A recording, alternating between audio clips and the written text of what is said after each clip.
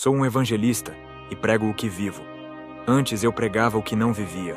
Eu era um cristão rebelde e fazia artes marciais na academia. Se alguém quisesse me assaltar, eu estava pronto para usar as minhas defesas pessoais. Eu comecei a treinar artes marciais para me defender do perigo que estava no meu bairro. Com o passar dos anos, eu passei a treinar por sentir prazer em lutar.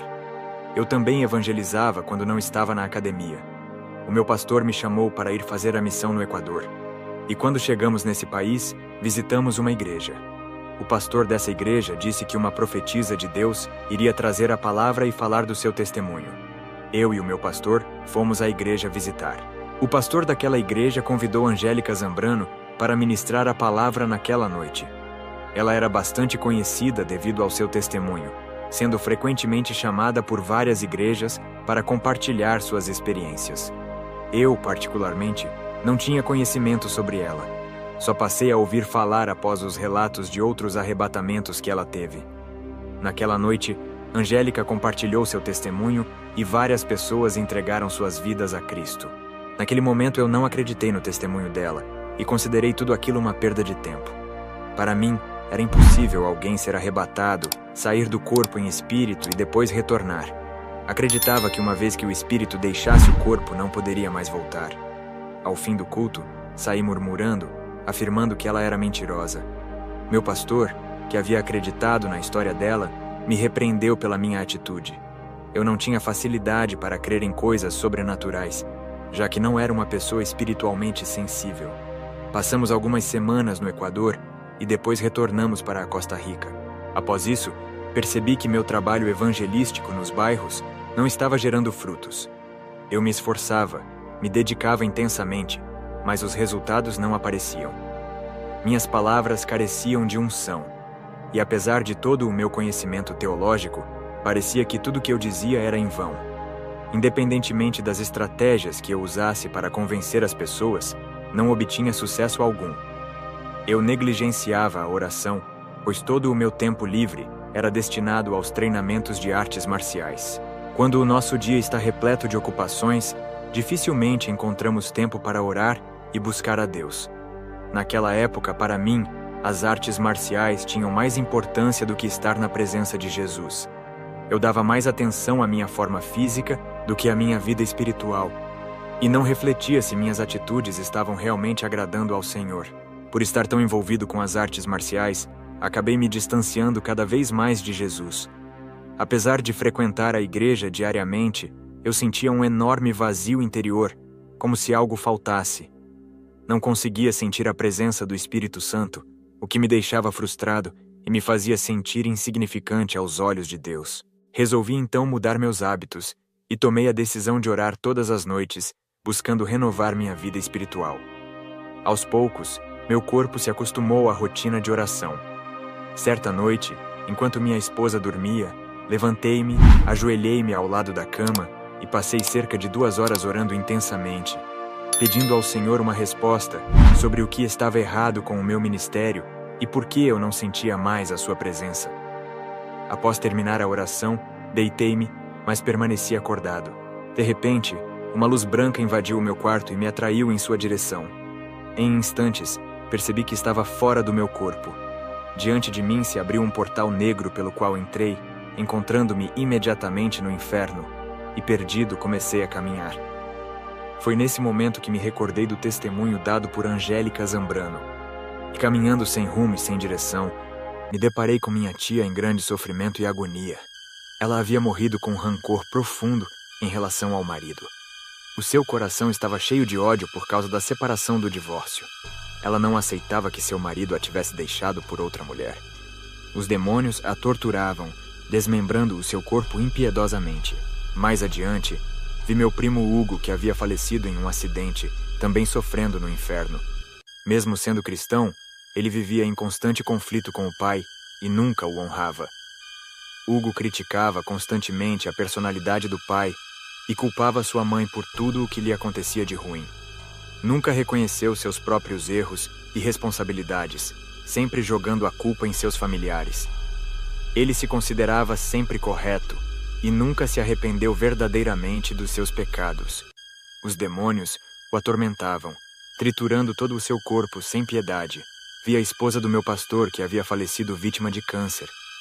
Embora toda a igreja acreditasse que ela estivesse no céu, ela foi para o inferno por andar na lascívia. O corpo dela estava em um poço de fogo, onde as chamas consumiam continuamente sua carne até que restasse apenas o esqueleto carbonizado. Ao me ver, ela pediu desesperadamente por ajuda.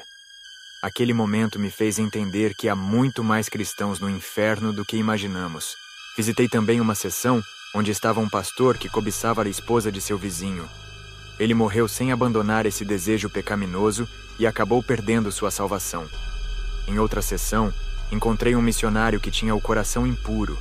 Ele sentia desejos sexuais pela esposa do seu amigo de missão. Nessa mesma seção, eu vi um evangelista que tinha pensamentos imorais e fantasiava ter relações sexuais com as prostitutas. Um demônio abriu o crânio dele e arrancou o seu cérebro.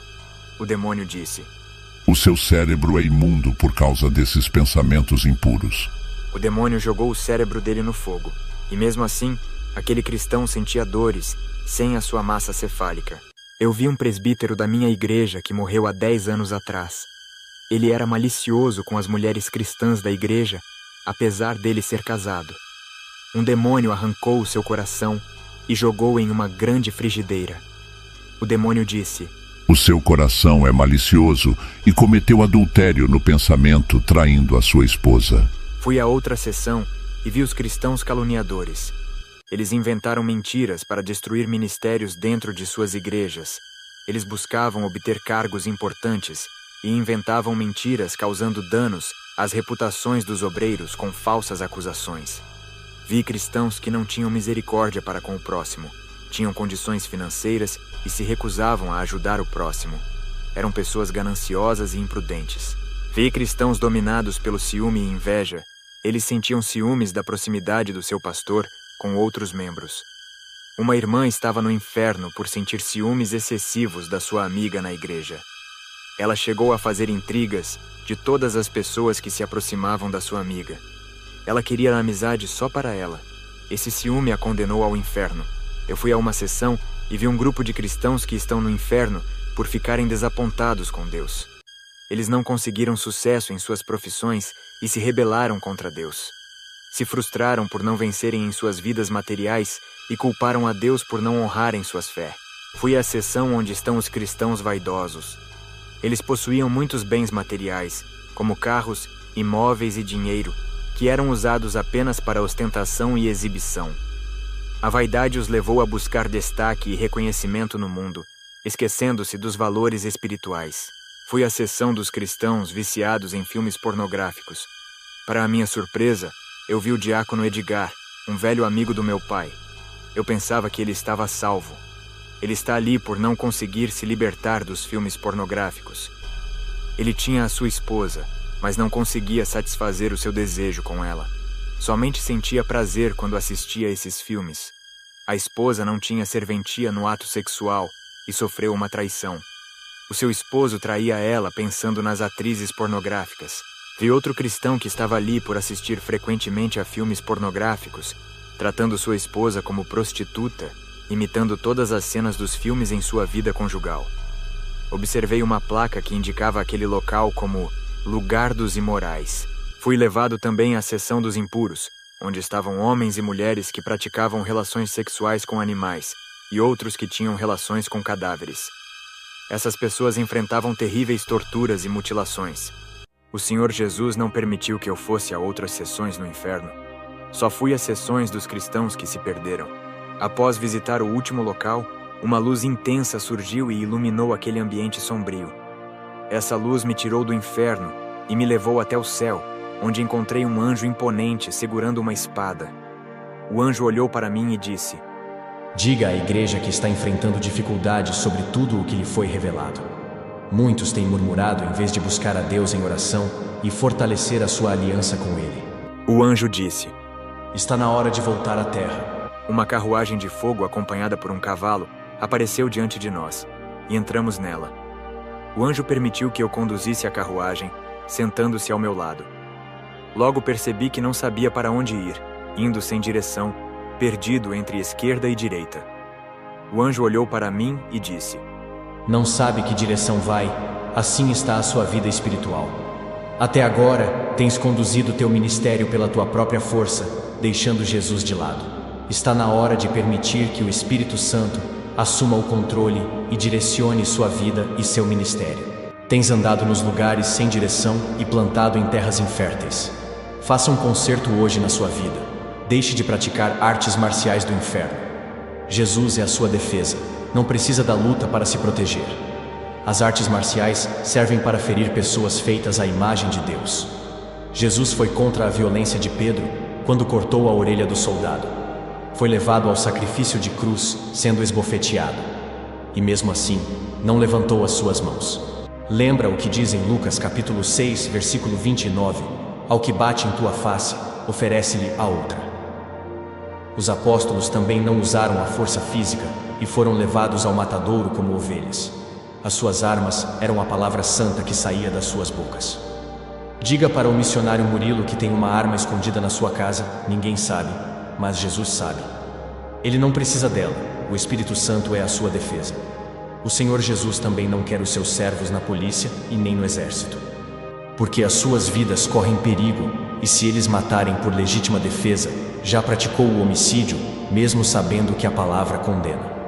Tem profissões que não são para os servos de Deus. Profissões que mentem, enganam e fazem pecar, não provém de Deus. A carruagem retornou à minha casa, e o anjo ordenou que meu espírito voltasse ao corpo. Quando acordei, decidi abandonar definitivamente as artes marciais.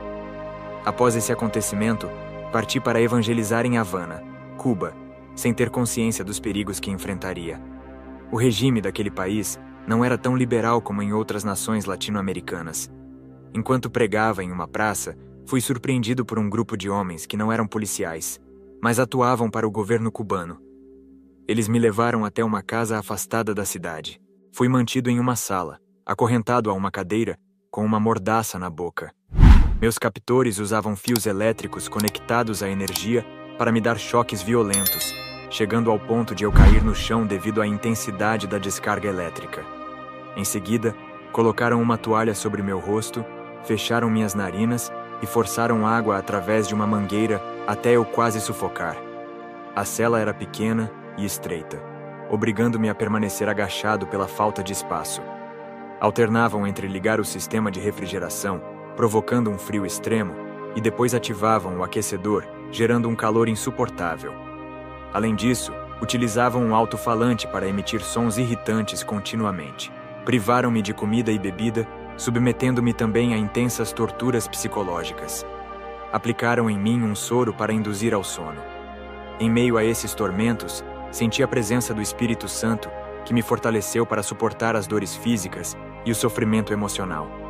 Esse grupo realizava rituais satânicos diante de mim, usando o meu próprio sangue.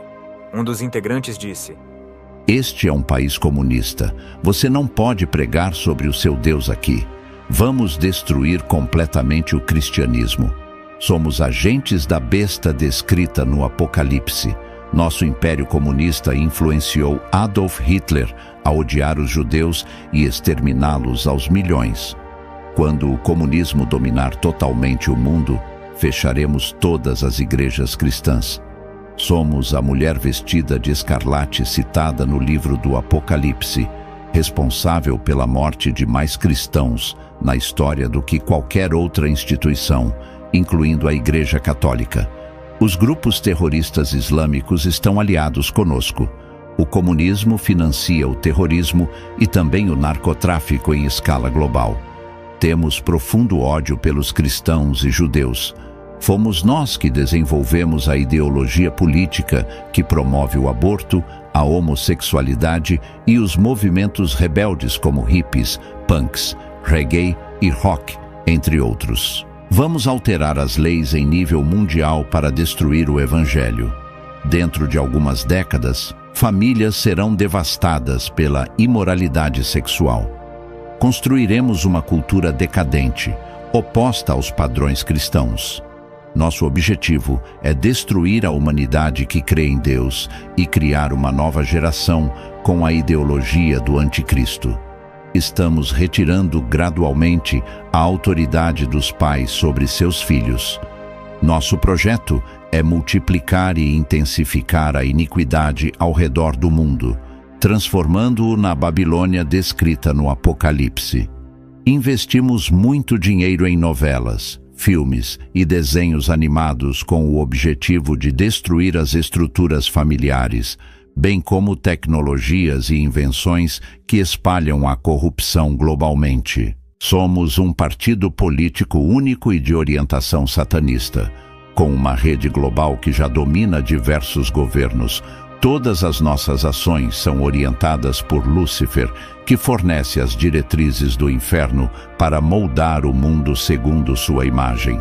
Alteraremos as leis em benefício de Satã, promovendo casamentos entre pessoas do mesmo sexo e estabelecendo uma nova ordem mundial. O mundo já está sendo doutrinado por nosso líder, Lúcifer. O Vaticano está sob nosso controle e até mesmo o Papa segue as doutrinas que estabelecemos. As facções islâmicas extremistas trabalham diretamente conosco. Para nós, o comunismo é Deus, inaugurando uma nova era. Em breve, surgirá um homem que governará o mundo inteiro, assumindo a liderança política máxima. Todos os partidos políticos atuais estão subordinados à rede comunista. Na mídia, parecem adversários apenas para enganar a população mundial. Eles obedecem às mesmas ordens e atuam como células de um sistema que está preparando o cenário para o domínio do anticristo. Eles afirmam já possuir a marca da besta. O comunismo opera como um grande organismo que reúne milhões de políticos e seguidores satanistas e utilizam as mídias para propagar mentiras e falsas promessas com o objetivo de confundir as pessoas até que o anticristo assuma o controle total. A política global hoje é um instrumento de manipulação.